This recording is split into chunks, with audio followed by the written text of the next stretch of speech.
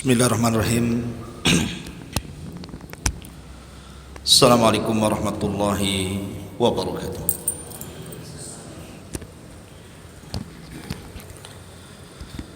Bihamdillahi wassalatu wassalamu ala rasulillah wa ala alihi wa sahbihi wa mawalah wa la hawla wa la quwata illa billahi wa ba'du. Alhamdulillah, segala puja dan puji hanya milik Allah subhanahu wa ta'ala. Salawat dan salam kita haturkan kepada baginda Nabi besar Muhammad sallallahu alaihi wasallam. Allahumma salli ala sayyidina Muhammad wa ala alihi wa sahbihi wa man sara ala nahjihi ila yaumiddin. Ma'asyiral muslimin, jamaah Masjid Al-Fajri rahimani wa rahimakumullah. Kita lanjutkan kajian kita, masih membahas Siratul Mustafa alaihi salatu wassalam. Dan kemarin kita sudah menjelaskan tentang peristiwa maha dahsyat Isra dan juga Mi'raj Nabi sallallahu alaihi wasallam. Maka setelah peristiwa ini kita akan membahas tentang asbab-sebab orang-orang Ansar ataupun orang-orang Madinah masuk Islam dalam peristiwa Bai'atul Aqabah. Bahasan di malam hari ini kita akan membahas tentang Bai'atul Aqabah, dan itu sebab masuk Islamnya orang-orang Ansar atau orang-orang Madinah. Ma'asyiral muslimin yang dimuliakan Allah subhanahu wa ta'ala, kita tahu bahwa ketika Nabi sallallahu alaihi wasallam sudah mulai mengalami desakan-desakan dakwah dari orang-orang Quraisy Mekah, maka Nabi sallallahu alaihi wasallam merubah taktik dakwahnya. Ketika di permulaan dakwah, Nabi sallallahu alaihi wasallam berdakwah dengan taktik sirriyah, tidak terang-terangan, door to door, selama 3 tahun. Kemudian mulai berdakwah jahriyah, terang-terangan, dengan turunnya ayat wa anzir ashiratakal aqrabin, berilah peringatan keluarga terdekat. Maka ketika kemudian dakwah secara terang-terangan, banyak sekali tantangan yang dihadapi Nabi sallallahu alaihi wasallam dan juga para sahabat yang ketika itu banyak orang-orang lemah pengikutnya dari kalangan budak. Sampai-sampai Nabi sallallahu alaihi wasallam kemudian berdakwah di luar Mekah ke Taif, pun tidak lepas daripada tantangan yang jauh lebih berat lagi. Tidak ada satupun orang Taif masuk Islam. Maka setelah peristiwa Isra Mi'raj itulah Rasul mengubah dakwahnya lagi, kembali kepada dakwah sirriyah, dakwah tidak terang-terangan, ngajak satu-satu orang. Lah disinilah Nabi SAW berjumpa dengan para pembesar Ansar dari Khazraj. Tidak banyak, beberapa orang saja, nanti saya ceritakan. Lah itu pula yang menyebabkan Nabi SAW kemudian hijrah dari Mekah ke Madinah, karena ada beberapa orang-orang Madinah itu yang masuk Islam. Kemudian mereka pulang membawa kawan-kawannya pada tahun 12 Hijriah, 1 tahun sebelum hijrah. Mereka membawa 70 orang lebih, kemudian melakukan pembaiatan yang disebut dengan Bai'atul Aqabah. Kenapa disebut Bai'atul Aqabah? Bai'at itu sumpah setia. Disebut Aqabah karena tempat bai'atnya namanya Aqabah, makanya bai'atnya disebut Bai'atul Aqabah. Lah ketika kemudian Nabi SAW mengirim Mus'ab bin Umair ke Madinah dan berhasil mengislamkan tokoh-tokoh besarnya, maka dari sini Nabi SAW punya gambaran bahwa memang Madinah cocok tempat hijrah. Karena pada tahun yang disebut dengan Amul Hazni, kita mundur ke belakang sedikit. Pada tahun yang disebut dengan Amul Hazni, tahun kesedihan. Kenapa disebut tahun kesedihan? Karena di tahun itu Khadijah meninggal dunia. Kemudian juga di tahun yang sama pamannya Abu Thalib meninggal dunia. Dua orang ini bagaimanapun tidak dilepas daripada perjuangan dakwah Rasul. Walaupun Abu Thalib masih kafir dan juga mati di atas kekafiran, tapi karena dia Sayyidul Batha, pemimpinnya orang-orang Arab, maka orang Arab tidak bisa menyentuh Nabi karena harus berhadapan dengan Abu Thalib ataupun Khadijah. Sehingga kemudian ketika keduanya meninggal dunia, maka mudah bagi orang-orang Quraisy itu menyakiti Nabi SAW dan juga para sahabatnya. Lah sejak itulah Nabi SAW memerintahkan para sahabat untuk hijrah, tapi bukan ke Madinah, karena belum ada gambaran hijrah ke Madinah. Hijrahnya ke mana? Ke Ethiopia, Al-Atyubi. Bahasa kitanya Ethiopia, orang Arab menyebutnya Atyubi, atau bahasa lainnya negeri Habasyah. Di situ ada raja yang sangat adil, namanya Ashamah ibn Afjur. Maka orang-orang yang pertama hijrah tidak banyak. Tetapi kenapa kemudian, apa penyebabnya? Kenapa Nabi SAW mengizinkan para sahabat untuk hijrah ke Habasyah? Ada beberapa penyebab yang disebutkan oleh para ulama. Pertama, karena ta'dzibu Quraisyin lil muslimin. Orang-orang musyrik itu sudah mulai mengadab, menyiksa orang-orang Islam, terutama yang lemah-lemah dari kalangan budak seperti Bilal ibn Rabah, kemudian Hubbab ibn Arad, kemudian juga Zunairah, dan yang paling parah adalah keluarga Ammar ibn Yasir, sampai Sumayyah dibunuh.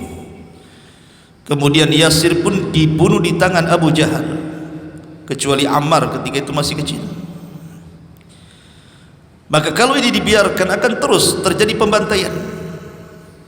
Makanya untuk menjaga agama, Nabi mengizinkan mereka hijrah ke Habasyah. Kemudian yang kedua, al-ibti'adu anil zulmi alladhi kanu yu'anuna minhu, supaya mencegah tidak ada lagi kezaliman. Sehingga kalau seandainya orang-orang ini sudah hijrah, siapa lagi mau disakiti? Tidak ada kezaliman lagi. Kemudian juga yang ketiga, dikhawatirkan kalau seandainya kemudian penyiksaan demi penyiksaan itu terus dilakukan, bisa-bisa iman para sahabat itu goyah.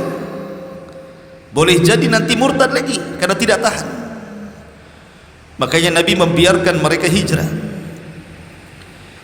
Kemudian juga ada sisi ekonomi, karena orang-orang Mekah itu kan biasa berniaga, yang biasanya mereka berniaga kalau tidak ke Yaman, ke Syam.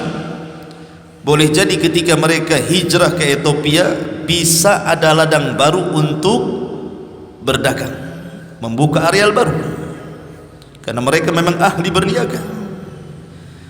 Yang bisa mengalahkan Cina itu orang Arab sebenarnya, karena sama-sama pedagang.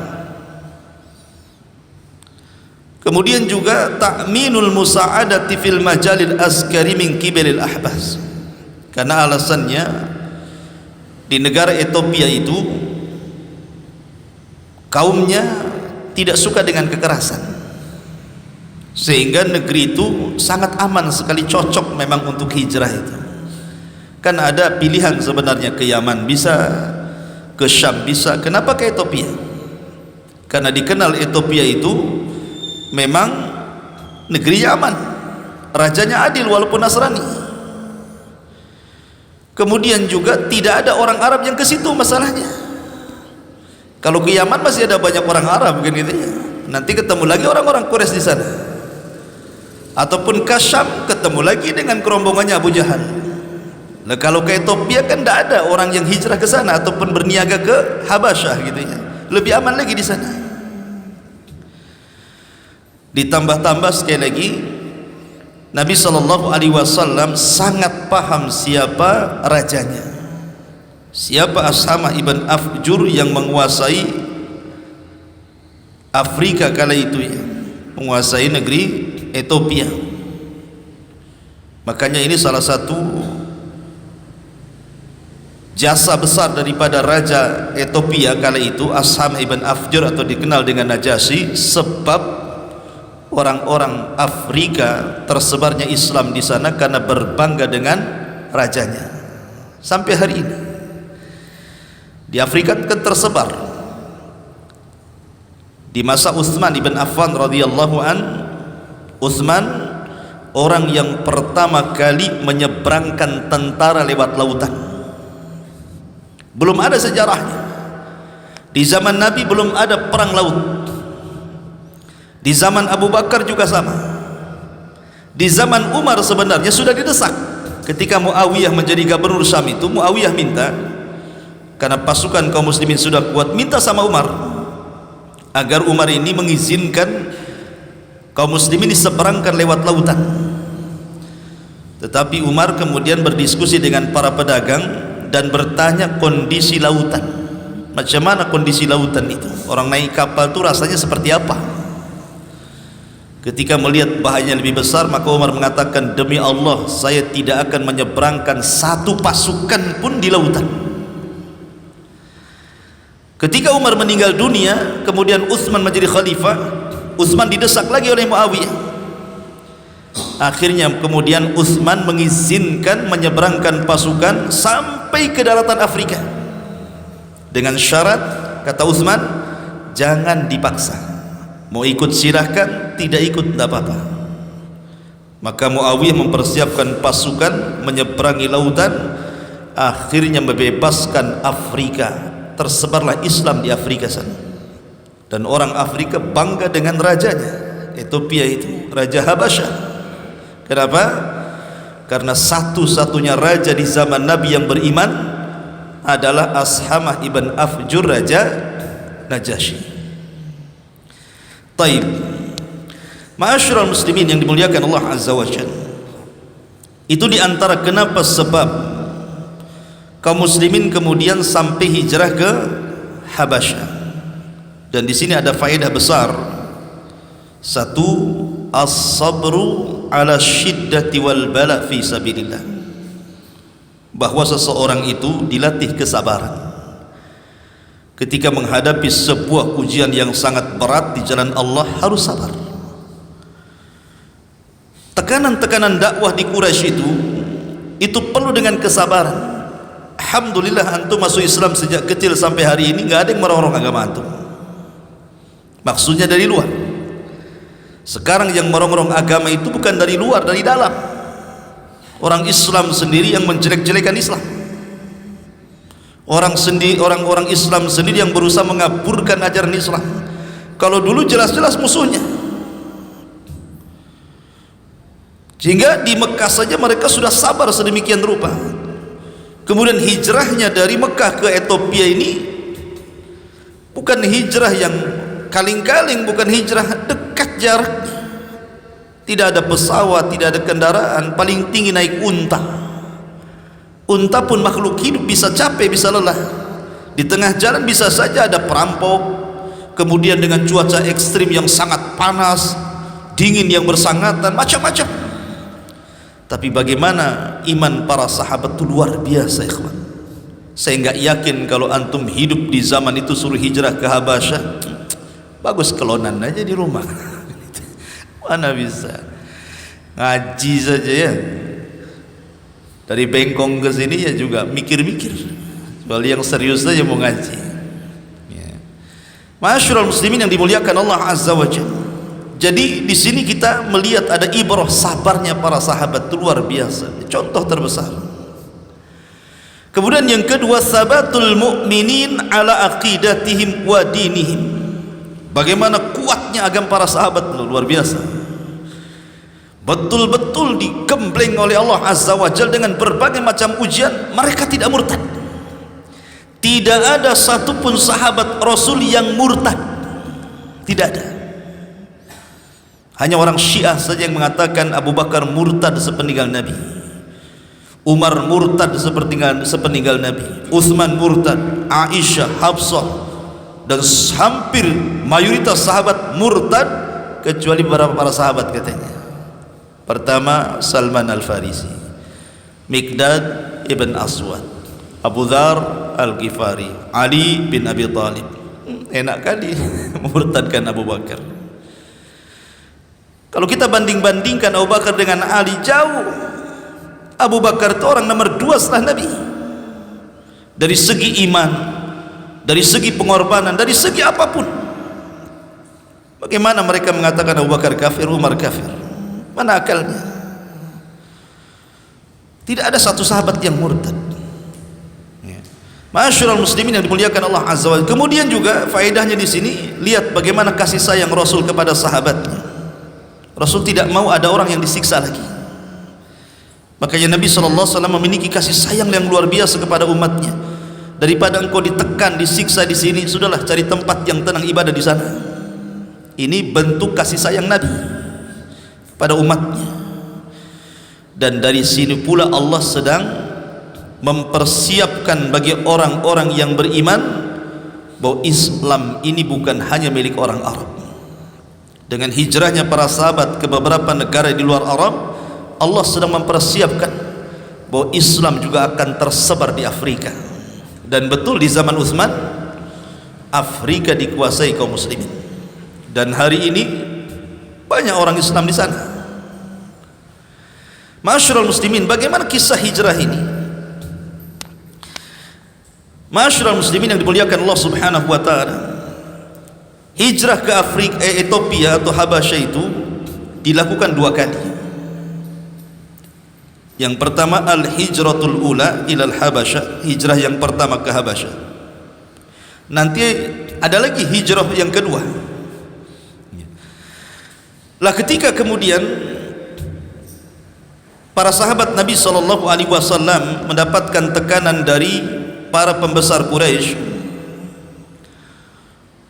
kemudian Nabi SAW mengatakan kepada para sahabatnya, lau kharajtum ila ardil Habasyah fa inna biha malikan la yadlim indahu ahad. Kata Nabi SAW, kalau kalian sudah tidak kuat lagi di sini, boleh kalian hijrah, cari tempat yang aman. Dan saya sarankan ada satu daerah, satu negeri namanya Habasyah. Di situ ada raja yang sangat adil, tidak pernah menzalimi siapapun. Pergi ke sana. Maka akhirnya kemudian sekitar 11 laki-laki dan 4 perempuan akhirnya mereka hijrah. Dan nama-namanya disebutkan oleh Imam Ibnu Katsir rahimahullahu taala. Pertama Utsman ibn Affan, dan istrinya adalah putri Nabi Ruqayyah, dan dialah orang yang keluarga yang pertama kali hijrah setelah keluarga Lut alaihi salatu wassalam. Ulama mengatakan seperti itu. Dan ini salah satu fadilah Utsman, keutamaan Utsman. Satu-satunya keluarga setelah Nabi Allah Lut alaihi salatu wassalam yang hijrah adalah keluarga Utsman ibn Affan radhiyallahu an, hijrah dari Mekah ke Habasyah untuk menjaga agamanya. Kemudian di sana ada Abu Hudzaifah ibn Utbah dan juga istrinya. Kemudian juga Zubair ibn Awam, Mus'ab ibn Umair. Nanti Mus'ab ini ada ceritanya sendiri. Mus'ab ini luar biasa kisahnya. Kemudian juga ada Abdurrahman ibn Auf Ma'ruf, seorang pedagang besar, kaya raya, dermawan. Kemudian Abu Salamah ibn Abdil Asad. Kemudian Utsman ibn Mad'un. Kemudian Amir ibn Rabi'ah. Kemudian Abu Sibrah ibn Abi Rahmin. Kemudian Hatib ibn Amr, Suhail ibn Baydha, Abdullah ibn Mas'ud yang suaranya disejajarkan dengan malaikat Jibril ketika baca Quran. Ini semua adalah orang-orang yang awal-awal hijrah ke Habasyah. Berangkat 10 orang laki-laki ini dan 4 orang perempuan, jadi jumlahnya 14 orang. Ini hijrah pertama. Kemana? Ke Habasyah, Ethiopia. Ma'asyiral muslimin yang dimuliakan Allah Azza wa Jalla, tidak lama mereka di sana, tiba-tiba kemudian terdengar isu bahwa orang-orang Mekah semua masuk Islam. Alasannya, ketika turun surah An-Najm, wan najmi idza hawa ma dhalla sahibukum wa ma gawa wa ma yantiqu anil hawa, terus sampai berapa ayat. Dan ketika menyebutkan berhala-berhala Arab di situ, afara'aitumul lata wal uzza wa manata tsalitsatal ukhra, dan begitu seterusnya, sampai di situ ada perintah sujud. Ketika orang-orang Quraisy mendengar surah An-Najm dibacakan Rasul, mereka ketakutan. Akhirnya mereka sujud semua, tidak ada satupun orang Quraisy kecuali sujud. Kabar sujudnya orang-orang Quraisy sampai ke Ethiopia. Mereka nyangka bahwa orang-orang Quraisy sudah Islam semuanya. Akhirnya kemudian mereka pun pulang dengan senang. Oh, perjuangan kita tidak sia-sia gitu ya. Rupanya sepeninggalan kita dari Mekah, orang-orang Mekah sudah banyak beriman. Rupanya ketika sampai di Mekah, berita itu konyol, hoak, gak jelas. Rupanya orang-orang Quraisy tidak ada yang beriman. Mereka hanya ketakutan dengan ayat itu saja, dan ada bisikan syaitan. Lah dari sini akhirnya kemudian mereka balik lagi ke mana? Ke Habasyah kedua kalinya. Dan ketika itu membawa 83 laki-laki dan 19 perempuan. Jadi hijrah yang kedua cukup banyak yang ikut, karena awalnya kan 14 orang. Sekarang jadi 83 laki-laki dan 19 perempuan. Ibnu Katsir menyebutkan nama-namanya, nggak usahlah saya sebutkan banyak kali. 80 banyak kan ya, nggak usahlah, pokoknya sekitar segitu mereka hijrah ke Habasyah kedua kalinya. Ma'asyiral muslimin yang dimuliakan Allah Subhanahu wa taala, ketika mereka di Habasyah, rupanya orang-orang musyrik itu memang mereka itu tidak mau membiarkan sahabat Nabi itu tenang. Subhanallah, masih diganggu juga. Padahal sudah nggak di Mekah lagi, mereka udah nggak ganggu lagi, maksudnya udah nggak ngajak-ngajak orang lagi masuk Islam, sudah tidak buat risih lagi itu. Mereka sudah di Habasyah, sudah beda negara, terbentang dengan lautan, apalagi. Rupanya para pembesar Quraisy ini ada kekhawatiran, kalau seandainya mereka hijrah ke sana, Islam pula berkembang di sana, balik pula ke Mekah nyerang mereka. Nah, seudahnya orang-orang Mekah itu ya. Akhirnya kemudian mereka mengutus 2 orang pembesarnya yang memang dikenal oleh Raja Ashamah ibn Afjur, Raja Najasyi itu, namanya Amr ibn As. Ini masih kafir ya, karena nanti Amr bin As juga akan masuk Islam, tetapi telat masuk Islamnya, sama dengan kisahnya Khalid bin Walid. Amr bin As dan Khalid bin Walid ini orang-orang yang telat masuk Islam. Rasul sudah hijrah lama di Madinah baru datang masuk Islam. Makanya peperangan yang pertama kali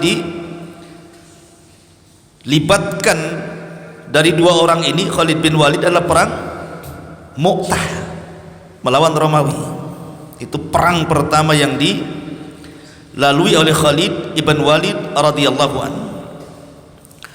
Lah, yang diutus pertama adalah oleh pembesar Quraisy ini, pertama Amr ibnul As dan Ammarah ibn al-Walid. Dua orang ini dua-duanya pembesar dan seorang peniaga. Namanya peniaga itu karena mereka suka kesana kemari.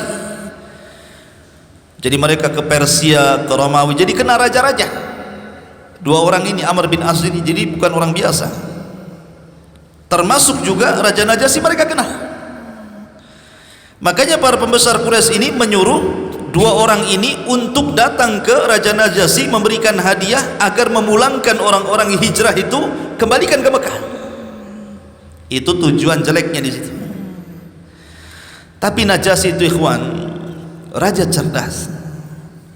Dia seorang yang taat walaupun beragama Nasrani, suka baca kitab, sehingga banyak pengetahuannya tentang agama langit Najasyi ini. Sementara Amr bin As dan Ammarah ini orang musyrik, tidak paham soal agama-agama langit, mereka orang musyrik. Datanglah mereka kepada Najasyi, merayu dengan memberikan hadiah agar mengembalikan para sahabat yang sudah sampai di Habasyah dalam hijrah itu, suruh balik lagi ke Mekah. Tapi Najasyi, sekali lagi orang cerdas, tidak langsung memberikan begitu saja, tetapi mengajak dialog. Dipanggillah para sahabat Nabi SAW yang tadi saya sudah sebutkan, di antaranya Utsman bin Affan, ada Ja'far bin Abi Thalib, dan begitu seterusnya. Kemudian Raja Najasyi berdialog. Dialognya adalah, kenapa kalian tidak mengikuti agama mereka dan juga tidak masuk agama kami? Kan aneh gitu ya, tidak ikut kepada agama orang-orang musyrik, ketika sampai di Habasyah kalian pun tidak memeluk agama kami. Sebenarnya agama kalian itu apa? Gitu loh maksudnya. Cerdas Raja Najasyi kan. Tapi lihat jawaban Ja'far ibn Abi Thalib, orator. Dia mengatakan, ayyuhal malik, wahai tuan raja, kunna kauman ahlal jahiliyah, dulu kami kaum di atas kebodohan. Na'budul asnam, dulu kami menyembah berhala. Wa na'kulul mayyitata, kami memakan bangkai. Wa na'til fahisyah, kami suka berzina. Naqta'ul arham, kami suka memutus tali silaturahim. Wal jiwar, dan selalu berbuat jahat kepada tetangga. Wa ya'kulul qawiyyu minadh dhaif, dan yang kuat akan menindas yang lemah. Fakunna ala dhalik, begitulah kehidupan kami dulu. Hatta ba'atsallahu ilaina rasulan minna, sampai Allah utus seorang utusan dari kaum kami sendiri. Maksudnya Nabi SAW. Na'rifu nasabahu wa sirqahu wa amanatahu wa afafahu, kami kenal Nabi ini, siapa nasabnya, bagaimana kejujurannya, bagaimana amanahnya, bagaimana menjaga dirinya. Fada'ana ilallah, dia pun mengajak kami kepada Allah. Linuwahidahu wa na'budahu wa nakhla'a ma kunna na'budu nahnu wa aba'una min dunihi minal hijarati wal awthan. Kemudian Nabi ini, Rasul SAW, mengajak kami hanya mentauhidkan Allah, hanya beribadah kepada Allah. Disuruh kami melepas semua keyakinan nenek-nenek moyang kami yang mengajarkan kami untuk menyembah pohon dan berhala. Wa amarana bisidqil hadis, dia memerintahkan kami supaya jujur kalau bicara. Kemudian wa adail amanati, memerintahkan kami untuk menjaga amanah. Wasilatir rahim, menyambung silaturahim. Wa husnil jiwar, berbuat baik kepada tetangga. Wa kafi anil maharim wad dimah, agar kami jangan melakukan yang haram dan juga jangan sampai menumpahkan darah.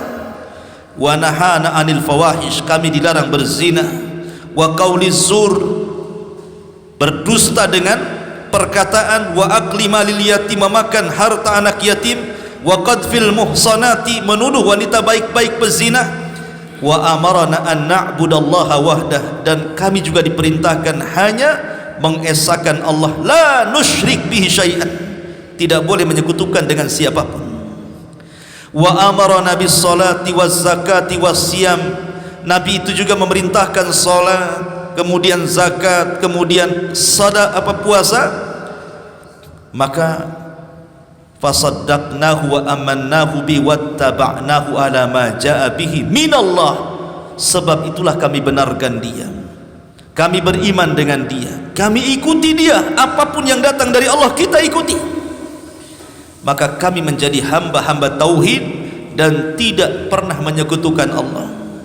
Kami mengharamkan yang Allah haramkan kepada kami, kami menghalalkan yang Allah halalkan kepada kami. Kemudian tiba-tiba ketika kami seperti ini, orang-orang ini, maksudnya siapa? Amr bin As dan Ammar ini, orang-orang ini dan pengikutnya, fa'adzabuna, dia menyiksa kami, wa fattanuna an dinina, memfitnah kami, liyarudduna ila ibadatil authan min ibadatillah, memaksa kami untuk kembali murtad menyembah berhala, dan kami disuruh menghalalkan dari yang haram. Kemudian falamma qaharuna wa zalamuna wa dayyaqu alaina, ketika mereka maksa kami, mendolimi kami, menyempitkan kami, halu baina wa baina dinina kharajna ila biladika, kami pun sempit dada kami, terpaksalah kami hijrah ke negerimu. Lihat alasan sahabat kan. Dengan sebab inilah kami hijrah ke negerimu wahai raja. Wakhtarnak ala siwak wa raghabna fi jiwarik wa rajawna alla nadlim indaka ayyuhal malik, dan kami pilih negerimu tempat hijrah kami, dan kami senang berada di sisimu wahai sang raja, dan kami tidak akan melakukan kezaliman di negerimu wahai raja. Terdiamlah Raja Najasyi, bahwa ini bukan ajaran biasa, ini yang dibawa oleh Nabi Muhammad SAW bukan ajaran biasa, ini ajaran rahmat, keadilan. Maka kemudian Najasyi mengatakan kepada Ja'far ibn Abi Talib yang mewakili orang-orang hijrah ini, hal ma'aka mimma ja'a bihi 'anillahi min syai'. Taib, adakah dalil atau apalah yang datang dari nabimu yang membenarkan ucapanmu itu? Maka Ja'far ibn Abi Talib mengatakan, na'am, ya.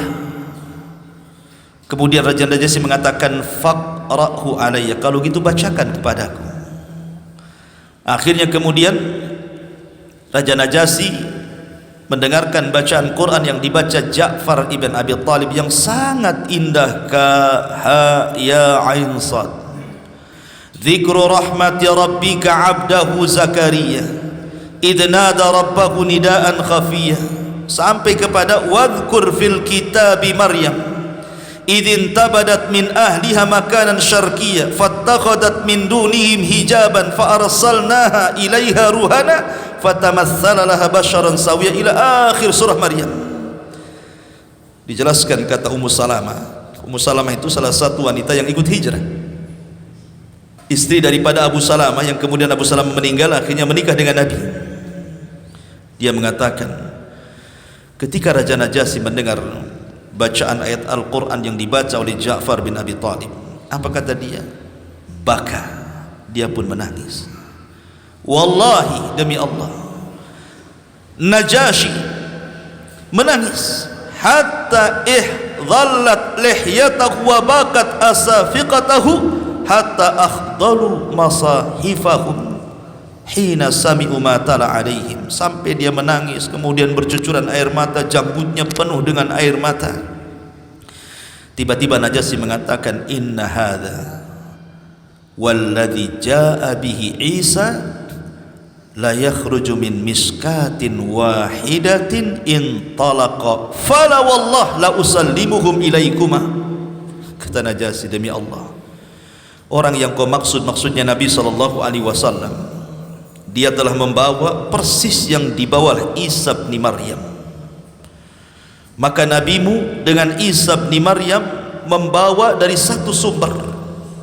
Demi Allah, aku tidak akan serahkan mereka semuanya kepada kalian berdua. Pergilah kalian berdua, ambil hadiah ini, agar diusir sama Najasyi. Lihat. Tapi lihat jeleknya siapa? Orang-orang Quraisy kan. Orang sudah enggak ganggu lagi, masih juga dikejar-kejar. Tetapi bagaimana sahabat Nabi SAW, mereka pandai berhujjah.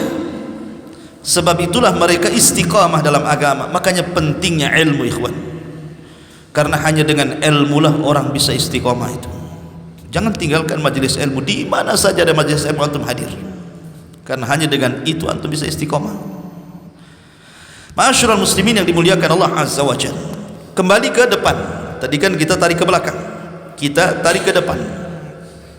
Kita tinggalkan orang-orang yang hijrah di Habasyah. Kita kembali ke Mekah. Ketika tahun 12 Hijriah atau 11 Hijriah, artinya 2 tahun lagi Rasul hijrah. Karena Rasul tinggal di Mekah itu usia dakwahnya 13 tahun. Dan diangkatnya beliau menjadi nabi di usia 40 tahun. Berarti usia beliau di Mekah itu sekitar 53 tahun baru hijrah. Baru di Madinah 10 tahun, ketika genap 63 tahun beliau wafat. Jadi kebanyakan hidupnya tinggal di Mekah. Makanya berat, ikhwan. 50 tahun lebih Nabi tinggal di negerinya, tiba-tiba diusir, suruh meninggalkan negerinya.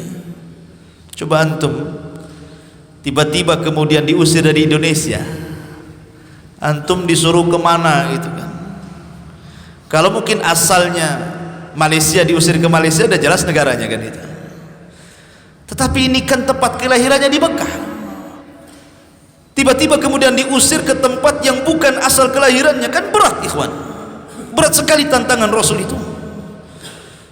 Dan Rasul tahu bagaimana posisi Mekah itu adalah negeri yang paling mulia. Negeri pertama kali diibadahi di permukaan bumi itu Mekah. Belum ada negeri orang beribadah, di Mekah sudah ada sejak diciptakan langit dan bumi. Adam alaihi salatu wassalam, disitulah dia mengatakan, Rabbana zalamna anfusana wa illam taghfir lana wa tarhamna lanakunanna minal khasirin. Kalimat taubat pertama yang diucapkan Adam di negeri Mekah, Arafah. Jadi Nabi SAW seolah-olah kemudian bicara dengan tanah haram, tanah Mekah. Demi Allah, engkau tanah yang paling kucintai, yang paling bersih, yang paling indah, macam-macam dipuji Rasul. Kalaulah bukan karena kaumku mengusirku, aku tidak akan meninggalkan dirimu. Sedihnya Nabi meninggalkan Mekah ini. Tetapi ikhwatu fiddin, ada alasannya kenapa Rasul kemudian akhirnya memilih kota Yathrib dulunya, kemudian disebut Madinah setelah hijrahnya Rasul. Ada sebabnya. Ketika 11 Hijriah, para pembesar Ansar dari Khazraj dulu, karena Ansar itu terbagi menjadi 2 kabilah. Satu kabilah Khazraj dan satu kabilah Aus. Dan Khazraj itu lebih besar daerahnya dibandingkan Aus, sehingga kemudian banyak orang-orang Khazraj datang ke Mekah untuk haji. Tentu haji ala jahiliyah, ya kan, karena belum sampai hidayah kepada mereka, yang disebut dengan nuqaba Ansar, para pembesar Ansar. Ma'asyiral muslimin yang dimuliakan Allah Subhanahu wa taala, siapa saja mereka itu? Orang-orang yang kemudian awal-awal dari kalangan Ansar yang hijrah ataupun yang melaksanakan haji. Ma'asyiral muslimin yang dimuliakan Allah Azza wa Jalla. Pertama, 6 orang dari kalangan Khazraj itu. Satu namanya As'ad ibn Zurarah. Kemudian yang kedua, nanti As'ad ini perannya besar nanti ketika tersebarnya Islam di Madinah, nanti saya ceritakan. As'ad ibn Zurarah ini luar biasa.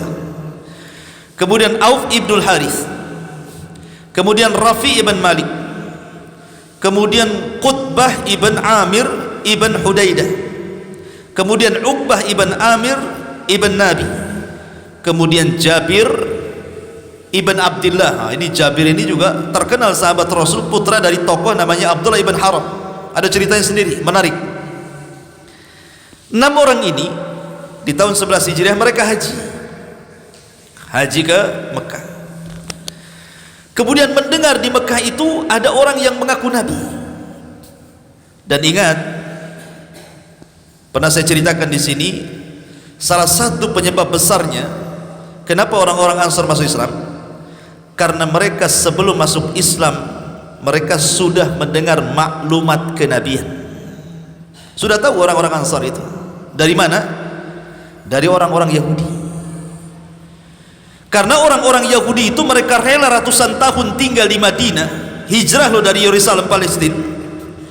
Ketika kalah perang, akhirnya mereka hijrah sampailah ke Yathrib, Madinah. Padahal banyak tempat-tempat bagi orang Yahudi yang Allah berikan kecerdasan, maksudnya tempat-tempat yang nyaman untuk hijrah itu banyak. Mereka bisa ke Yaman, negerinya hijau. Mereka bisa ke Syam, negerinya maju. Kenapa pula kemudian mereka hijrah ke Yathrib, Madinah? Padahal Madinah itu secara cuaca ekstrim luar biasa dan bukan tempat ladang ekonomi yang bagus. Rupanya ada alasan, karena mereka suka membaca kitab-kitab mereka bahwa di situ adalah tempat hijrah Nabi akhir zaman. Makanya mereka berbondong-bondong hijrah dari Yerusalem ke Yathrib, dan mereka ratusan tahun sampai bergenerasi di situ, sampai ada yang meninggal, lama menunggu nak muncul-muncul gitu ya. Tapi mereka berkeyakinan itu negeri hijrahnya Nabi. Tapi mereka tidak tahu nabinya siapa. Akhirnya kemudian karena mereka selalu membaca maklumat kenabian akhir zaman itu, sehingga mereka sangat kenal ciri-cirinya. Sampai Allah Subhanahu wa taala mengatakan ya'rifunahu kama ya'rifuna abnahum. Mereka kenal Nabi yang akan dilahirkan itu lebih mengenal dia dibandingkan anak-anak mereka sendiri. Saking setiap hari dibacakan oleh pembesar mereka, oleh padri mereka, oleh pendeta mereka akan kemunculan Nabi dengan ciri-cirinya dan begitu seterusnya. Makanya saat kelahiran Nabi, apa yang terjadi? Pembesar Yahudi Madinah keluar rumah malam-malam karena melihat bintang Ahmad bersinar di langit, dan itu tidak ada yang mengetahui kecuali orang Yahudi bintang itu. Kemudian bertanya kepada orang-orang Yahudi, apakah di antara kalian ada yang dilahirkan? Akhirnya orang Yahudi pun kemudian menyebar antara Bani Quraidah, kemudian Bani Qunaiqa, Bani Nadir, mengecek rumah masing-masing. Rupanya di malam itu tidak ada bayi yang dilahirkan. Mulai gamang nih, kok nggak ada ya? Padahal itu ciri-ciri kelahirannya sudah ada, tapi kok nggak ada satupun orang Yahudi Madinah yang malam itu melahirkan anaknya. Akhirnya kemudian pembesar Yahudi ini berusaha mengontak orang Mekah, Yahudi yang ada di Mekah, ada nggak di sana yang lahir malam itu? Rupanya Yahudi yang ada di Mekah mendengar bahwa ada seorang wanita namanya Aminah, dia melahirkan seorang anak, dan kakeknya adalah Sayyidul Arab Abdul Muttalib. Akhirnya penasaran kan nih, dilihatlah bayi itu. Rupanya ketika dilihat, semua ciri-ciri kenabian ada di bayi itu. Menangislah pembesar Yahudi dan mengatakan apa? Zahabat nubuwatu Bani Israel. Telah hilang kenabian Bani Israel dan telah diambil orang Arab. Lihat, ya kan? Makanya kenapa kalau antum membaca surah Al-Baqarah, paling detail Allah menjelaskan tentang kisah Bani Israel. Baik panggilan pertama, ya Bani Israel adkuru ni'mati allati an'amtu alaikum, kemudian panggilan kedua juga selalu Allah mengingatkan nikmat-nikmat yang telah Allah berikan kepada nenek moyang Bani Israel. Karena surah Al-Baqarah itu satu surat turun di Madinah. Jadi dari awal Al-Baqarah sampai akhir itu semua Madani, karena turun di kota Madinah. Satu surat itu, dan kebanyakan isinya cerita tentang Bani Israel. dan isinya adalah nikmat yang Allah anugerahkan kepada Bani Israel. Maksudnya nenek moyang Bani Israel, nenek moyangnya orang-orang Yahudi yang ada di Madinah. Allah ingatkan kepada mereka tentang nikmat yang telah Allah anugerahkan kepada nenek moyang mereka dari keturunan Yakub itu. Tetapi orang-orang Madinah, Yahudi Madinah, ketika diingatkan nikmat akan moyang-moyang mereka, bukannya sadar, malah mereka kemudian menentang. Sebab penentangan itulah Allah cabut kenabian mereka dan Allah subhanahu wa ta'ala berikan kepada bangsa Arab. Ma'asyiral muslimin yang dimuliakan Allah. Nah, orang Yahudi itu ketika di Madinah selalu bertikai dengan Khazraj dan Aus. Selalu perang, mau perang terus. Kadang-kadang sengaja mengadu domba dua kabilah ini. Dan selalu sesumbar. Kalau seandainya mereka, namanya perang, kadang menang, kadang kalah, kadang perang, itu sudah wajar. Apabila mereka kalah, mereka mengancam, tunggu saja, nanti kalau Nabi akhir zaman muncul di tengah-tengah kami habisi kalian. Itu sesungguhnya orang-orang Yahudi itu. Jadi terekamlah di orang-orang Ansar itu ketika masa musyriknya mereka. Jadi orang-orang Khazraj dan Aus merekam ucapan mereka. Dari situlah orang-orang Madinah itu memiliki maklumat kenabian bahwa akan ada nabi, akan ada nabi, akan ada nabi, dan mereka selalu mendengar ciri-cirinya. Makanya ketika kemudian 6 orang ini dari pembesar Ansor yang tadi disebutkan namanya, pada tanggal 11 Hijriah, pada tanggal 11 dari kenabian Nabi SAW, mereka haji. Tiba-tiba mereka mendengar bahwa ada di Mekah orang ngaku Nabi, namanya Muhammad SAW. Mulailah mencari berita. Setelah berjumpa, subhanallah, tidak waktu lama, ketika kemudian mereka datang kepada Nabi SAW, Rasul membacakan ayat-ayat Al-Quran, bagaimana ajaran Islam yang sesungguhnya. Karena mereka sudah ada maklumat kenabian masalahnya, maka tidak butuh waktu lama, 6 orang ini langsung bersyahadat, asyhadu an la ilaha illallah wa asyhadu annaka rasulullah. Dan mereka mengatakan, yang dicari-cari orang Yahudi itu ada di sini. Sebelum mereka beriman, kita dahului beriman, katanya. Kan gitu ya. Sebelum mereka beriman, prasangkanya orang-orang ini, kita dahului mereka beriman, dan kita dahului perangi mereka, karena mereka selalu mengancam kami. Dibalik sama orang-orang Ansar ini, berimanlah 6 orang ini. Kemudian mereka pun pulang.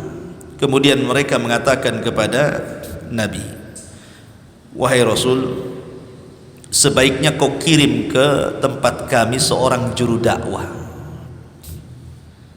ajarkan kami Quran di sana. Di sini Nabi SAW mengirim seorang sahabat namanya Mus'ab ibn Umair. Catat nama ini. Ini orang paling berjasa, Mus'ab ibn Umair. Kalau antum punya anak, kasih nama Mus'ab bin Umair. Ya. Nabi mengutus siapa? Mus'ab bin Umair. Dan Nabi itu kalau ngutus orang bukan kaleng-kaleng, apalagi kaleng kongguan. Jadi Nabi itu kalau ngutus itu dicari orang yang paling ganteng, yang paling bagus fisiknya, yang paling cerdas otaknya, yang paling lihai bicaranya, retorikanya orator, dan pandai melobi orang, dan punya akhlak yang bagus. Lembut orangnya Mus'ab bin Umair ini. Subhanallah, Nabi itu tidak sembarang utus orang. Kayak antum ini gak kepilih kalau hidup di zaman itu. Mudah emosi. Jadi Mus'ab bin Umair dipilih. Berangkatlah Mus'ab bin Umair ke Madinah. Yang dituju kabilah namanya Abdil Ashhal, kabilah besar di Madinah. Ma'asyiral muslimin yang dimuliakan Allah Azza wa Jalla. Lah dari sinilah kemudian Mus'ab pun berangkat menuju kota Madinah. Sesampainya di Yathrib, maka Mus'ab bin Umair ini kemudian tinggal di rumah siapa? As'ad ibn Zurarah. Karena As'ad itu tadi dari 6 orang yang pertama masuk Islam dari para pembesar Ansar. Maka As'ad, karena dia yang minta kepada Rasul mengutus Mus'ab bin Umair, maka Mus'ab pun menginap di rumah As'ad ibn Zurarah. Lah di sini ma'asyiral muslimin yang dimuliakan Allah Azza wa Jal, tiba-tiba ketika mendengar orang-orang Yathrib ini, Khazraj dan Aus ini, terutama orang-orang Aus dulu ya, karena Khazraj tadi sudah masuk Islam duluan kan. Nah, kita cerita orang Aus sedikit. Jadi di Aus itu ada dua pembesar tokohnya Aus, namanya pertama Sa'ad ibn Mu'adz.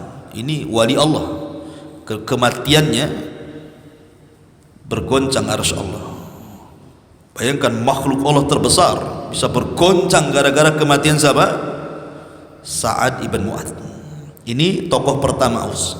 Kemudian di sana ada namanya Usaid ibn Hudzair, wali Allah juga. Dia kalau baca Quran malaikat turun. Nanti ada ceritanya kalau antum baca sirah sahabat, sirah Usaid ibn Hudzair. Wah, itu kalau baca Quran malaikat turun, bercahaya langit itu. Jadi yang satu karomahnya arasnya bergoncang itu ya, yang satu karomahnya malaikat turun. Dua orang ini wali Allah betul. Jadi ketika mendengar As'ad ibn Zurarah ini membawa orang aneh dari Mekah, membawa ajaran baru dari Mekah, marahlah Usaid ibn Hudzair ini. Dia pengen mengusir orang itu. Datanglah Usaid bin Hudzair menuju rumahnya As'ad ibn Zurarah itu. Datang ada maki-maki itu Usaid bin Hudzair ini, dan mengancam-ngancam gitu. Ngapain orang Mekah datang ke Madinah katanya? Apakah engkau akan membodohi orang-orang lemah di antara kami? Pulang kau ke sana, jangan duduk di sini gitu. Langsung diusir, datangnya langsung diusir sama Usaid bin Hudzair ini. Tapi Mus'ab bin Umar ini orangnya cerdas berdiplomasi, ikhwan. Dia mengatakan kepada Usaid bin Hudzair, begini wahai Tuan Usaid, gimana kalau seandainya kau duduk sebentar?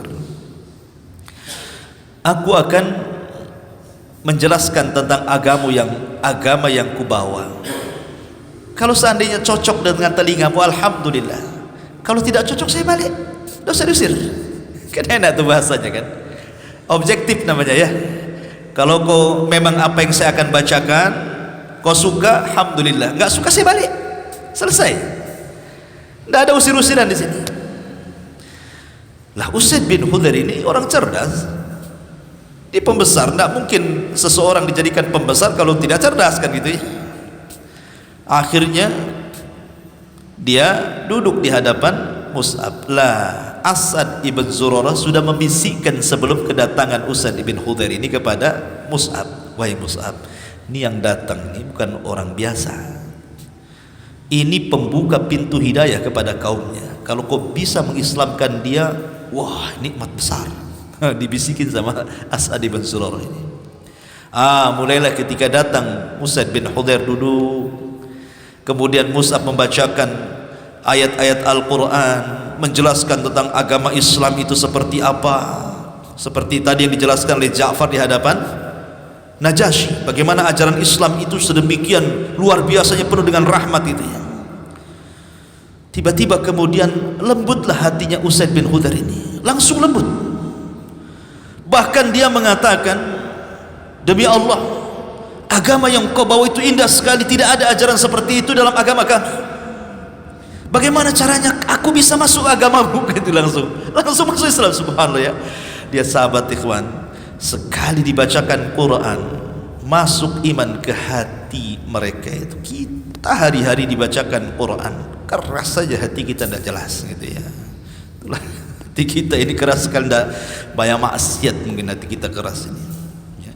Akhirnya kemudian kata Mus'ab ibn Umar dan As'ad ibn Zurarah, kalau gitu taktasil, kamu harus mandi, kamu harus membersihkan pakaian, kemudian engkau harus bersyahadat dengan kebenaran, kemudian kau sholat.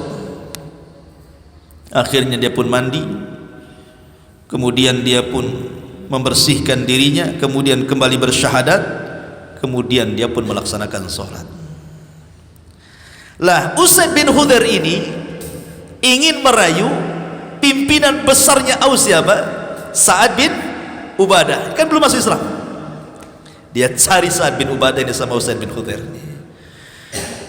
Kemudian dibohongi sama Usaid bin Hudzair. Ketika ketemu Sa'ad bin Ubadah, wahai Sa'ad, saudaramu, maksudnya As'ad ibn Zurarah itu kan masih ada kekerabatan dengan pemimpin Aus. Dia mengatakan, orang itu telah diancam. Maksudnya Sa'ad ibn Ubadah ini dibohongi sama Usaid bin Khudair, kerabatmu si As'ad ibn Zurarah itu mau dibunuh sama Bani Haritha, cepat kau tolong. Padahal tidak ada yang mau bunuh dia, cuman gertak saja.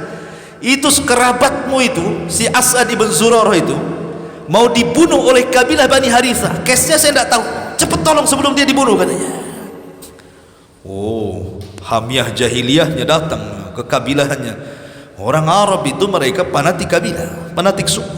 Jangan sentuh satu orang, bangkit semuanya. Ketika mendengar mau terancam nyawanya As'ad bin Zurarah, ini bukan soal Mus'ab bin Umair, ini soal apa? Kekabilahan ini, fanatik kabilah. Datanglah Sa'ad bin Ubadah dengan Usaid bin Khudair ke tempatnya As'ad ibn Zurarah. Di situ ada Mus'ab ibn Umair. Ketika datang Sa'ad ibn Mu'ad, paham ini enggak beres Ustaz ini, kata. Enggak ada apa-apa. Akhirnya ketika Mus'ab bin melihat Mus'ab, marah juga dia, persis seperti Usaid bin Khudair di awal-awal datang marah, dia pun marah. Ngapain kau orang Mekah ada di sini, katanya? Kau mau menipu orang-orang lemah di sini? Pergi kau ke Mekah, katanya. Diusir juga. Sekali lagi kata Mus'ab, Sa'ad, sinilah dulu. Saya akan bacakan dulu. Kalau kau cocok, alhamdulillah. Enggak cocok, saya pergi, katanya.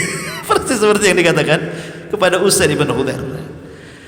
Lah Sa'ad bin Mu'adz ini juga orang cerdas juga, orang nomor satunya Aus. Akhirnya duduk juga lah Sa'ad bin Mu'adz ini, didengerin apa yang dibacakan oleh Mus'ab bin Umair ini. Subhanallah, masuk lagi hidayah. La haula wala quwata illa billah. Luar biasa ini dakwanya Mus'ab bin Umair ini. Dua pembesar Aus masuk Islam dalam satu waktu. Akhirnya kemudian setelah maklumat Islam masuk kepada otaknya Sa'ad bin Mu'adz ini, maka Sa'ad bin Mu'adz langsung pulang kemana? Ke kaumnya, Bani al-As'ar. Dia pembesar kaumnya, semua takut sama dia. Dikumpulkan satu kabilah dia, orang-orang Aus itu. Langsung to the point saja, kata Sa'ad bin Mu'adz, aku sudah masuk Islam. Kemudian dijelaskan bagaimana ajaran Islam kepada kaumnya. Siapa di antara kalian yang tidak mau masuk Islam, jangan bicara selamanya denganku. Diancam mereka nih. Subhanallah ya. Ini enaknya nih kalau pemimpin ngomong begini. Karena pemimpin itu mudah membuka pintu hidayah manusia. Kalau dia baik, baik semua rakyatnya. Kalau dia jahat, jahat juga lah kan itu. Katanya Sa'ad bin Mu'adz, siapapun yang tidak masuk dalam Islam, tidak mengucapkan dua kalimat syahadat, jangan bicara denganku. Takutlah kaumnya, dia pembesar. Apalagi Usaid bin Khudair juga pembesarnya udah masuk Islam. Akhirnya satu semua satu kabilah masuk Islam. Aus itu bayangkan, luar biasa. Karena Khazraj sudah lebih dahulu masuk Islam, ya kan, pembesarnya sudah ke Mekah duluan di musim haji kan. Ini kan cerita Aus di sini. Akhirnya merembetlah kepada siapa? Pembesar Khazraj. Siapa? Sa'ad ibn Ubadah. Ketika dua manusia ini masuk Islam, Sa'ad bin Mu'adz dan Sa'ad bin Ubadah, dua Sa'ad, mudah ngapalnya. Sa'dan, dua Sa'ad, satu Sa'ad bin Mu'adz, satu Sa'ad bin Ubadah, satu pemimpin Aus, satu pemimpin Khazraj. Ketika dua-duanya masuk Islam, satu kabilah Aus masuk Islam, satu kabilah Khazraj masuk Islam, itulah disebut dengan Ansar. Kalau antum pengen tahu siapa Ansar itu, Ansar itu gabungan dari dua kabilah, Khazraj dan Aus. Pemimpin Aus Sa'ad bin Mu'adz, pemimpin Khazraj Sa'ad bin Ubadah. Inilah sebab Islamnya orang-orang Ansar. Ya, paham sampai di sini? Maka akhirnya kemudian mereka datang pada tahun ke-12 kan itu ya. Akhirnya kemudian yang tadinya 6 orang datang kepada Nabi SAW pada tahun 12 Hijriah, haji kedua kali setelah tahun depannya, maka mereka melakukan pembaiatan yang disebut dengan baiat Aqabatil Ula, baiat Aqabah yang pertama tahun 12 Hijriah. Kemudian terjadi lagi pembaiatan yang kedua yang disebut dengan bai'ah Aqabah Tsaniyah. Baiat yang kedua itu ketika pasca hijrah, mendekati waktu hijrah Nabi, di awal-awal tahun ke-13 sebelum hijrah Nabi. Datanglah sekitar 73, 74, 75, pokoknya di bawah 80 lah, dan di atas 70. Datanglah orang-orang Madinah haji lagi di tahun ke-13 ke Mekah. Mereka lah berjumpa dengan Nabi SAW di tempat yang disebut dengan Aqabah. Maka sekali lagi baiatnya disebut baiat Aqabah yang kedua. Aqabah lagi. Nabi ketika itu hanya berdua dengan Abbas. Abbas ini masih kafir. Masih kafir Abbas ini. Tapi karena walaupun bagaimanapun kafirnya Abbas, orang-orang jahiliyah itu fanatik, kabilahnya masih kokoh. Takut kalau seandainya tiba-tiba kemudian 70 orang lebih ini berjumpa dengan Rasul, takut ada apa-apa dengan Nabi. Akhirnya Abbas menemani Nabi SAW untuk menghadap siapa? Rombongan kedua kalinya yang hendak berbaiat pada baiatul Aqabah Tsani. Berjumpalah di Aqabah. Sebelum terjadi pembaiatan ini, maka Abbas mengingatkan orang-orang Ansar ini dan mengatakan, orang yang kalian akan baiat ini, dia keluargaku, dia orang yang paling kami sayangi, kami melindungi, kami hormati.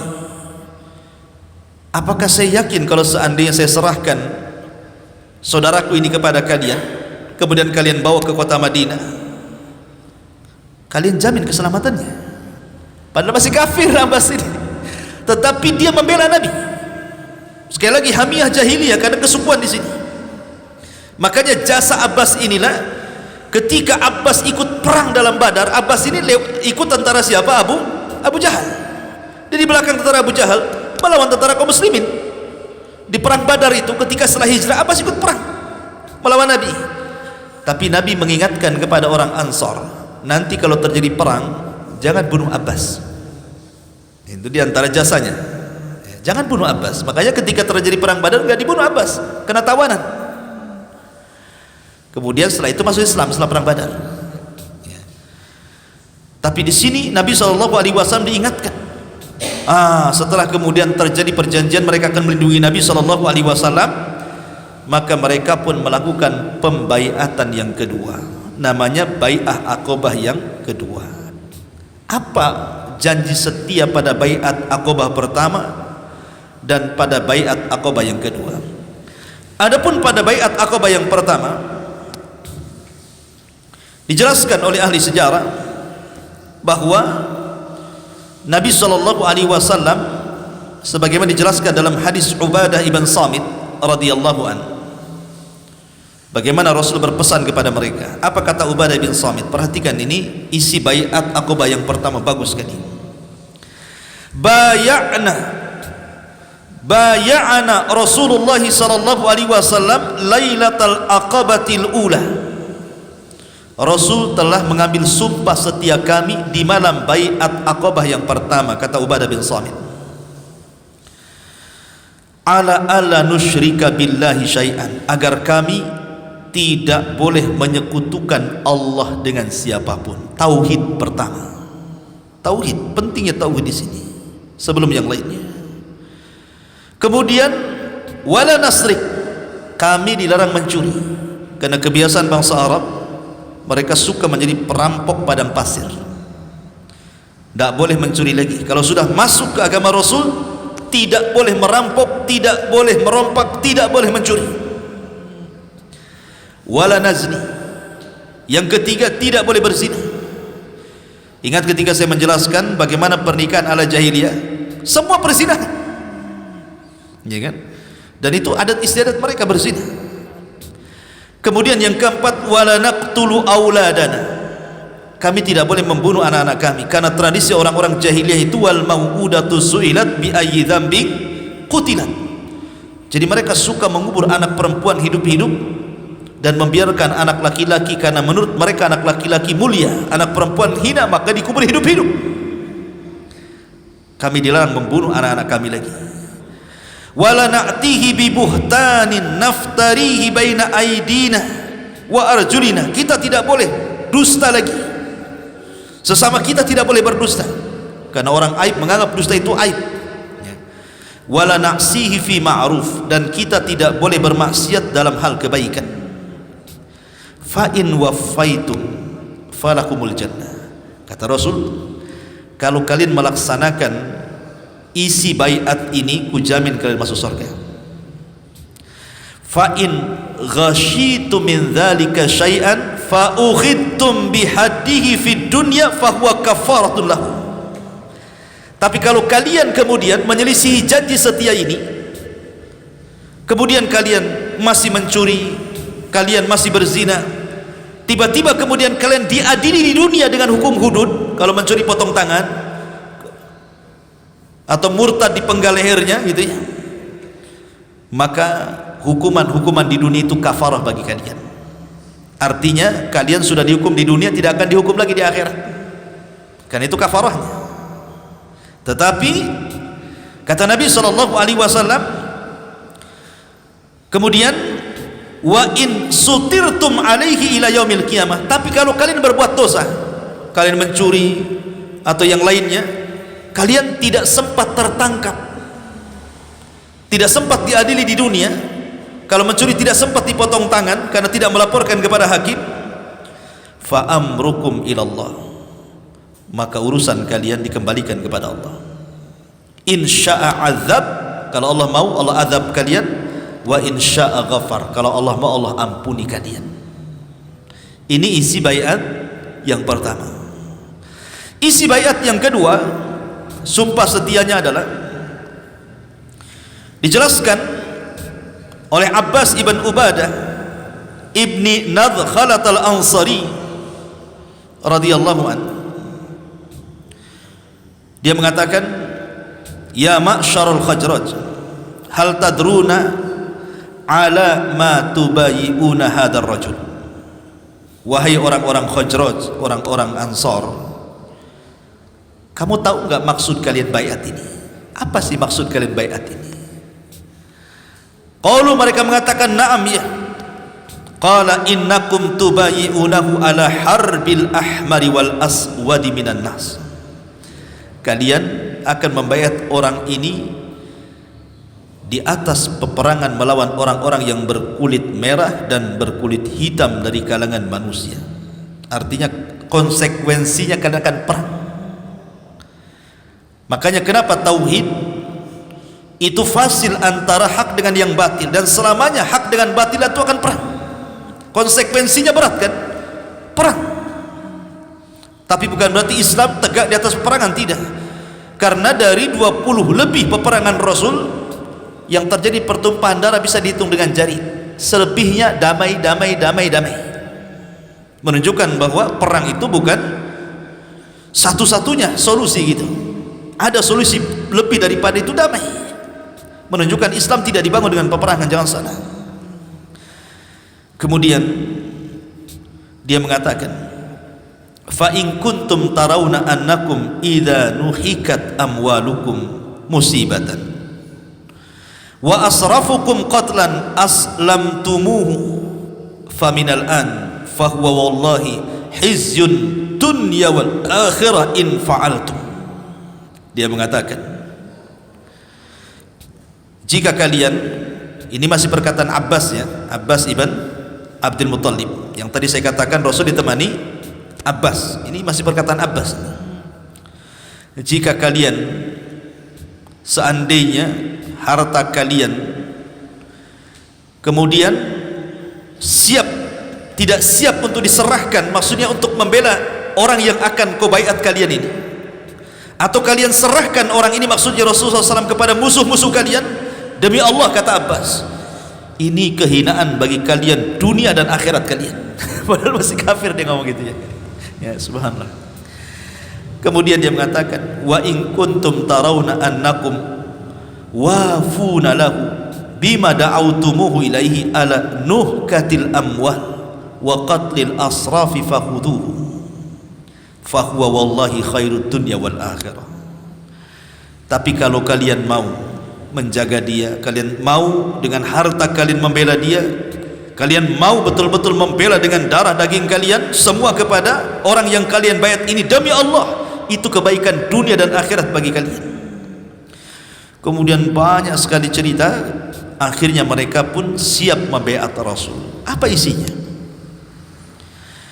Maka kemudian dijelaskan, isinya adalah tubayi'uni ala sam'i wat ta'ati fin nasyati wal kasali wan nafaqati fil usri wal yasri alal amri bil ma'rufi wan nahyi anil munkari wa in taqulu fillahi la takhafu fillahi laumata laim wa ala an tansuruni fatamna'uni idza qadimtu alaikum mimma tamna'una minhu anfusakum wa azwajakum wa abna'akum wa lakumul jannah. Niat Rasul mulai mengikat dalam perjanjian bai'ah Aqabah yang kedua. Kata Rasul, kalian harus janji setia kepadaku, kalian harus berbaiat kepadaku ala sam'i wa ta'ah, kalian harus mendengar dan kalian harus taat. Makanya kenapa syiar para sahabat itu, ikhwan, apapun yang diperintahkan Allah dan Rasulnya, mereka tidak mengatakan sami'na wa asaina, mereka akan katakan sami'na wa ata'na. Itu syiarnya para sahabat. Mau berat, mau ringan, mau susah, mau sulit, mau masuk di akal, mau masuk tidak masuk di akal, maka mereka akan mengatakan sami'na wa ata'na, kami dengar dan kami taat. Innama qaulul mu'minin idza du'u ila Allahi wa rasulihi an yaqulu sami'na wa ata'na. Sampai Allah gambarkan dalam Quran itu. Kata kunci seorang mukmin itu apabila dipanggil oleh Allah dan Rasulnya, kata-katanya cuma satu, sami'na wa ata'na. Itu syiar para sahabat. Mereka disuruh taat kepada pemimpin, karena pemimpin mereka Nabi sekarang. Maka ini juga syiar ahli sunnah wal jamaah, kita harus taat kepada pemimpin, kita harus taat kepada pemerintah kita, tidak boleh memberontak. Dilarang kita memberontak kepada pemerintah yang sah, karena itu wataknya orang-orang Khawarij. Ala sam'i wa ta'ah fin nasyati wal kasal, baik kalian ketika semangat atau kalian ketika lemah, tetap kalian harus taat dan mendengar. Kemudian wan nafaqati fil usri wal yasri, dan kalian siap menginfakkan harta-harta kalian, baik kalian di waktu senang atau kalian di waktu susah. Makanya kenapa orang-orang para sahabat itu luar biasa, ikhwan, dalam infak mereka itu tidak pernah terbayang oleh kita bagaimana mereka berinfak seolah-olah mereka tidak takut kemiskinan. Lihat Abu Bakar, semua hartanya diinfakkan, ikhwan. Mana ada orang sekarang semua harta diinfakkan? Kalau ada kejadian sebuah hartanya diinfakkan, langsung dibilang ODGJ. Gitu. Oh, tahu yang ODGJ? Apa ODGJ itu? Hah?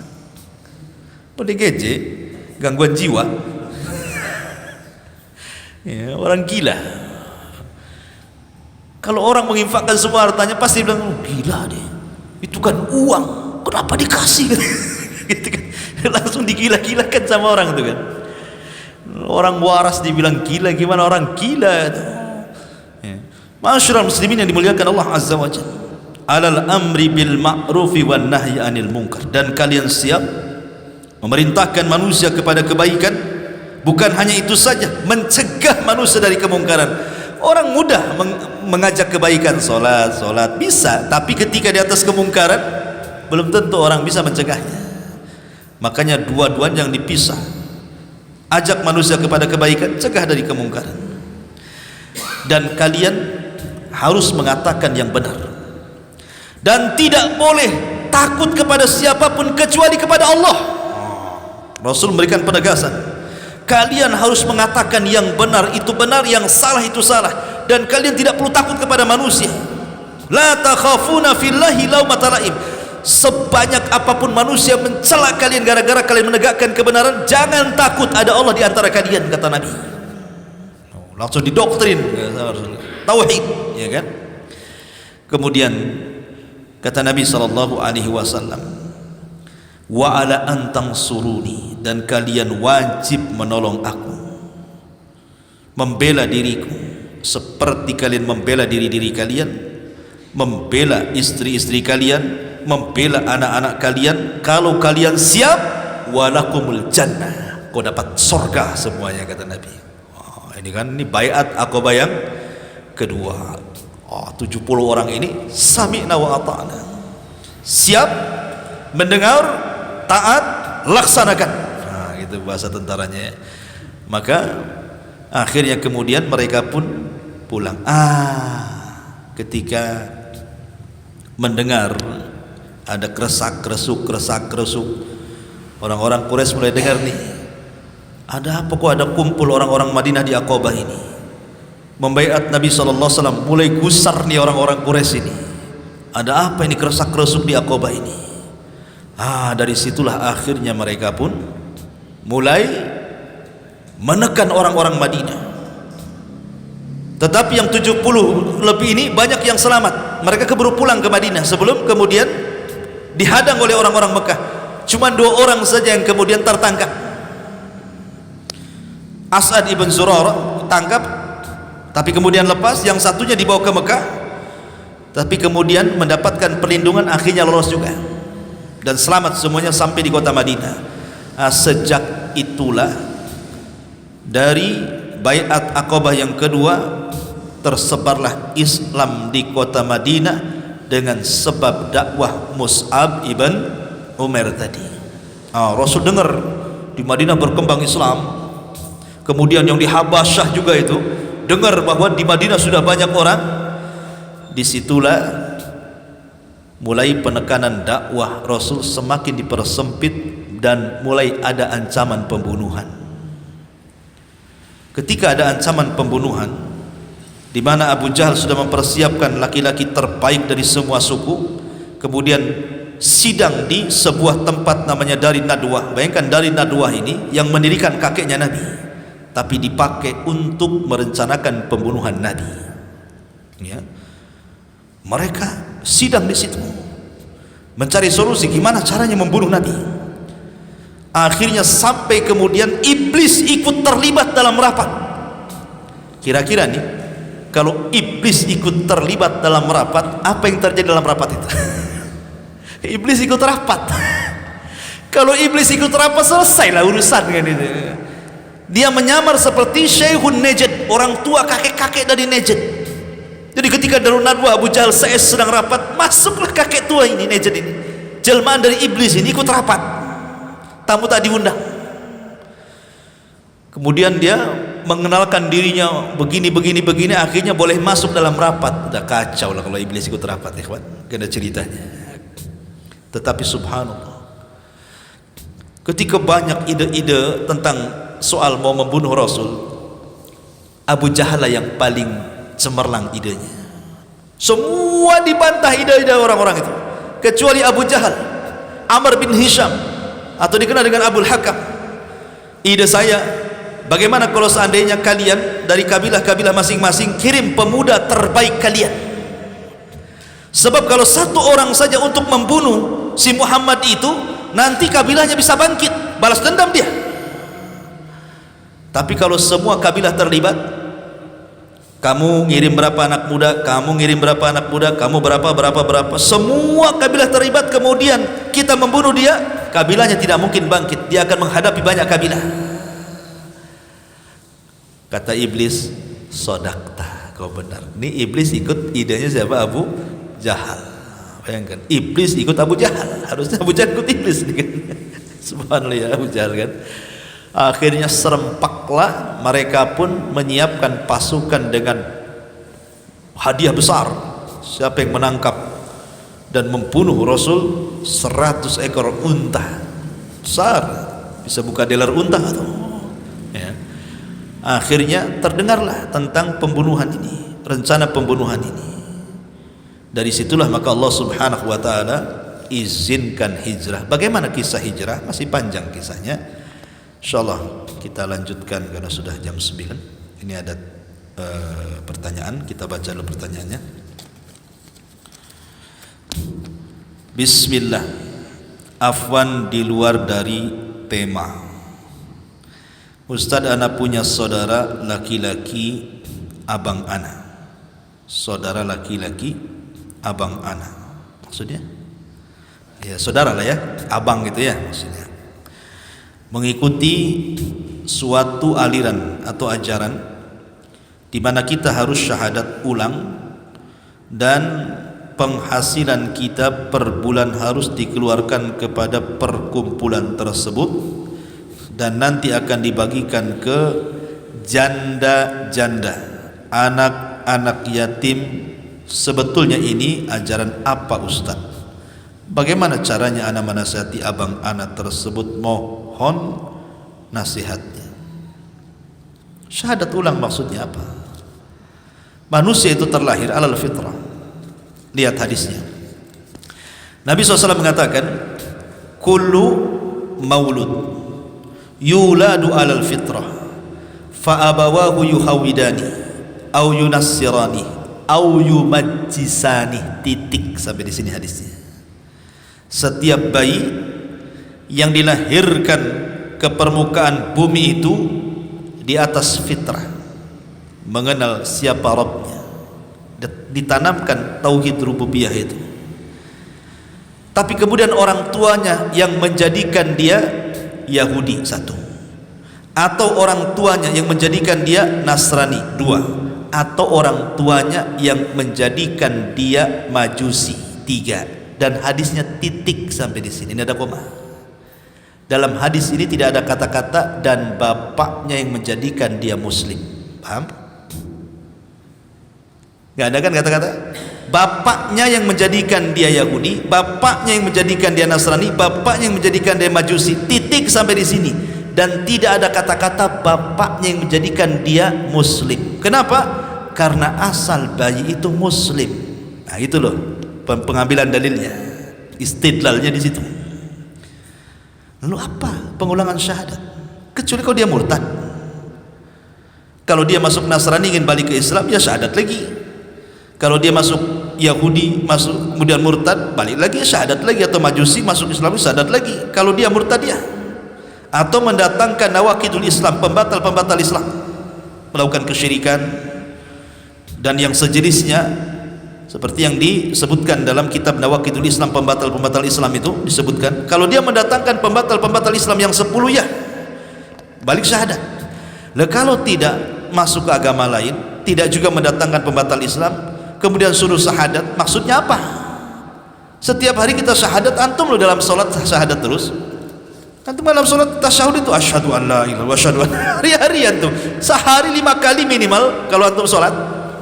Tambah lagi dengan sholat sunnah lagi. Tambah lagi kalau antum seorang muadzin, setiap azan antum syahadat lagi. Apa lagi suruh mengulang syahadat. Ya. Jadi kalau seandainya kemudian maksudnya kelompok ini kesannya ya kita tidak suudzon. Kesannya bahwa kalau masuk kelompoknya kita dianggap kafir sehingga masuk harus syahadat lagi. Ini jelas masuk dalam kelompok takfiri namanya. Mengkafirkan di luar kelompoknya kan? Konsekuensinya kan gitu. Kenapa saya harus syahadat lagi? Karena lawan syahadat itu kafir. Ya kan? Kalau orang syahadat muslim, kalau tidak syahadat kafir, kan itu lawannya. Jadi kalau umpamanya Anda masuk ke ajaran saya disuruh syahadat, maksudnya apa? Apa saya ini kafir harus syahadat lagi? Gitu ya bahasanya kan? Ya. Jadi dari sini saja sudah aneh. Yang kedua, penghasilan kita per bulan. Apa maksudnya penghasilan? Islam itu hanya boleh mengeluarkan dalam segi zakat. Saya zakat itu karena kemurahan hati, namanya sedekah. Sedekah gak dipatok, nah berapa saja, 2.000, 3.000, 5.000, 100.000, 1 juta, 1 miliar, tidak masalah. Tapi yang wajib dikeluarkan itu zakat. Mau tidak mau, suka tidak suka, zakat itu dikeluarkan. Itu wajib apabila sudah mencapai haul dan nisabnya. Dan yang menentukan pemerintah, ada amil zakat ya. Ini kelompok ini siapa ya kan? Jadi ada dua pembahasan di sini. Kenapa dia mewajibkan untuk mengutip dana? Kita tidak melihat dibagikan ke janda anak yatimnya, kita bukan itu. Tapi mewajibkan mengutip dana kepada jamaah. Ini kan sebuah penekanan. Apa maksudnya? Emang kenapa? Kalau umpamanya seandainya tidak ngasih, kenapa? Tidak dianggap anggota? Kan repot jadinya. Kalau saya tidak ngasih, tidak dianggap anggota. Kalau tidak ada anggota berarti syahadatnya batal. Lebih parah lagi. Kalau logikanya diputar-putar nanti makin jauh. Jadi ya dinasihati saja. Tanya benar-benar abangnya, maksudnya apa ini? Kok syahadat lagi itu maksudnya apa? Kalau dia bilang kita najis, baru syahadat kemudian suci, berarti dia takfiri namanya. Berarti dia punya paham takfir, suka mengkafirkan. Ini bahaya, ini pemahaman khawarij. Ya. Kemudian kalau dia mengambil harta paksa tanpa kerelaan, merampok namanya. Ya. Tapi kan tujuannya bagus, itu kayak Robin Hood. Ceritanya Robin Hood gitu, nyuri untuk ngasih fakir miskin. Allahu Akbar. Ya. Jadi nasihati baik-baik, doakan supaya dapat hidayah. Taib, cukup. Subhanallah bihamdika, asyhadu an la ilaha illa anta, astaghfiruka wa atubu ilaik. Allahu taala alam. Assalamualaikum warahmatullahi wabarakatuh.